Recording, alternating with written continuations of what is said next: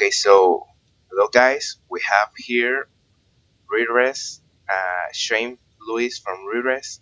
He does YouTube videos. He does what he likes the most. And I have several questions about him. Well, first of all, what could you say about you, Shane? Uh, Basically what I do. Yeah, what is your work? How does it work? Well, what I do is I'm a video producer on YouTube, and my primary focus is reviewing video games and basically just looking at video game culture in general. And all the videos I do on YouTube are videos I produce, and I edit most of them by myself, and Interesting. usually talk without a script and just discuss my thoughts on everything I take a look at. And what is the best that comes of you making videos? Sorry, you kind of cut out there. What is the best? What is the best that it comes of you doing the videos? Sorry, I didn't get that again. What is the best? The best that comes of you making the videos. Like, what do you think is the best of doing the videos? Oh, the best thing about making videos online? Yes, yes. Um, the best thing about making videos online for me personally is basically I I get to be involved with gaming on a level that I was never previously involved with in the past. When I played video games all the time at home and just for fun, I never felt like I was really a part of the gaming community. I felt like I was involved in gaming as much as anyone else that played games was. But now that I make these videos and I've been able to have a one-on-one communication with people directly that play video games and make video games, I've found that at least I feel like I'm more involved in the actual gaming industry now, which I never felt before. Great, great. And what kind of emotions it makes you feel? Like, are you passionate? Like, what emotion is the best that gets you because of you making videos?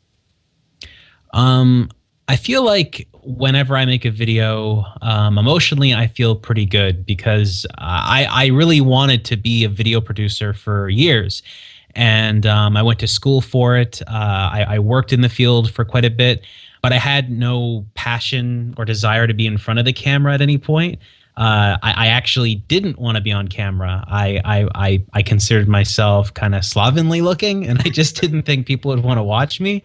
So when I got into producing videos online, it was so important that you actually were involved online and you were in front of the camera. So um, I think I'm more confident now because of that, being able to be okay with being on camera and literally share your image with people. I feel like that's what it's like. Uh, every time I make videos, I always feel good. I never feel bad, even if the video ends up not being well received. I'm really happy that I've gotten it out. So emotionally, video production has always made me feel really good. Great. And how much time have you been on YouTube? I've been creating YouTube videos since about 2012, at least with the Rerez account, the Rerez channel. Before that, I had an account on YouTube from, I believe, the first year that YouTube actually existed.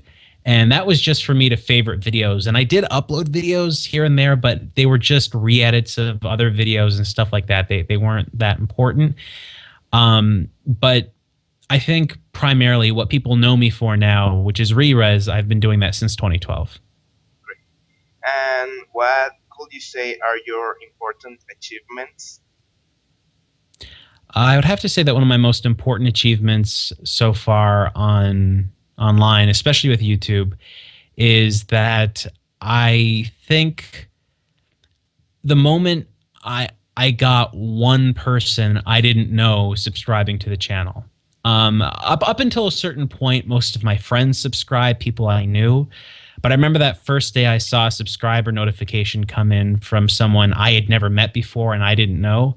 And that was a wild card for me because I was like, is that really how it works? Do people just naturally watch your videos and subscribe like that? So I think that one event, that first subscriber that I didn't know, I think that was probably the most important event on YouTube, just to tell me that other people out there actually do like this kind of content and do want to see that stuff. And why do you think is that big of a deal? Why is it important? Why is it important to get subscribers, you mean? Or No, the achievement. Why is it important for you? that achievement of getting that first subscriber, I didn't know was so important to me because it basically validated that people out there that I didn't know wanted to watch the videos I was producing. I didn't really have like a desire to like attract thousands of people watching videos or anything like that. I just wanted to make videos that I had fun with and talk about certain games that other people weren't talking about at the time on YouTube. So I think that that first achievement that I got of getting somebody that I didn't know watching a video was basically fuel to keep making more videos like that. So you said you have your friends subscribe to your channel. So is it like they helped you achieve that achievement? I think a lot of my friends that originally did subscribe to my channel, it's kind of a catch-22. They didn't subscribe because they liked games so much. They subscribed because they knew who I was. I feel like, and I know this is going to sound bad, I feel like having them subscribe didn't help me. And the reason is that they probably, and actually I know for a fact, they didn't watch the videos I would make. They didn't care about games. What's more important isn't trying to game people to subscribe to your channel at random. What's more important is to find other people that are actually interested in the content you're creating, and those people are going to want to see your next episode. And it's great if you get your friends or your mom to subscribe to your channel, and I'm pretty sure my mom does subscribe to my channel, but I doubt she watches anything I actually produce. But the people out there that found you organically, just out in the wild, just at random, those are the people that you're going to be with much longer than anyone else. Yeah, I know how that feels. So was there a barrier to achieve that achievement? I would say that the barrier to entering YouTube, it really wasn't that big. I feel like a lot of people kind of hold back from making videos on YouTube simply because they're afraid of doing it, or they're afraid that people aren't going to really like the kind of content they produce. I didn't feel a barrier because I knew how to make videos, but I think what did hold me back really for the longest time, like I said, was actually being in front of the camera. The very first video I made on Rerez, I don't show up at all. It's only my voice, and I didn't even know how to talk properly. So where most people talk like with a radio voice, like, this is my radio voice and this is how I talk, I didn't know how to do that. So me, it was just like, this is a video game that I really like, and and it wasn't very fun to listen to. And the second time I made a video on Rerez, that one I actually do show up, but I was sick from home. I was sick from work, so I actually stayed at home, and I couldn't get to sleep, so I just got on a camera. I just recorded a couple of things because I felt like if I moved around a bit, I might feel a bit better. And I think that was a mistake. If you go to watch that video, you actually see me sick at the beginning, and I slowly get less congested because I recorded more audio every single day after that. So I just get better and better and better until the point where I actually don't sound like I'm sick anymore. So yeah, that's kind of how that stuff plays out, I guess. So that's how you overcame those barriers. You practice like every day. You uploaded a video, and that's how you did it. Yeah, really to overcome those barriers of just not wanting to be on camera was just doing it. And I felt like if I got on camera when I was sick, there was nowhere else to go but up. So I kept getting better as time went on. I would practice making tons of videos, recording my voice, hearing things that I would do wrong, the way I pronounce certain things. A really key feature is that most of the people that watch Rerez live in the US.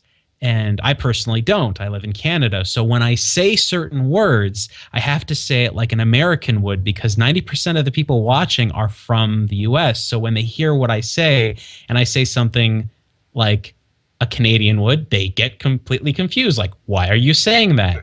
So I specifically say states instead of provinces. I say president instead of prime minister. I don't refer to a Canadian currency or worldly currency in any regard, whether it be pesos, whether it be euros. I always say dollars, very specific, things like that. And those were really big hurdles because every day I speak the way I speak, but when I'm on camera, I have to learn to speak a very specific way and know what the audience actually understands and what they're willing to hear. You do sound like American. Yeah, it's a way to.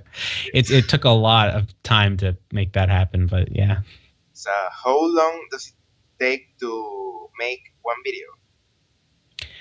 All right, I would say that the amount of time it takes to make a single video is pretty random. So I can use this as an example because I imagine by the time you actually go live with this, this will be a thing. Microsoft sent in a brand new video game console to me today. And this console is going to take me about 10 hours to actually play, get through, understand everything. And then after that, I have to set up my camera, my lighting, my microphone, my audio equipment, record myself, and then get all that footage and edit it. This specific console I already have experience with in the past. It's just a color variation on it. So that color variation doesn't really change the way I do the review, but I have to make sure that what happened with the other console is indicative of what this console is all about. So the amount of time that's going to take me to make this video is almost halved. But the original video I did on that original console that wasn't this new color scheme, that took me about 3 days to make because I wanted to make very sure that I didn't miss anything. Videos can range from a whole bunch of days. So maybe I'm talking about a news item for gaming.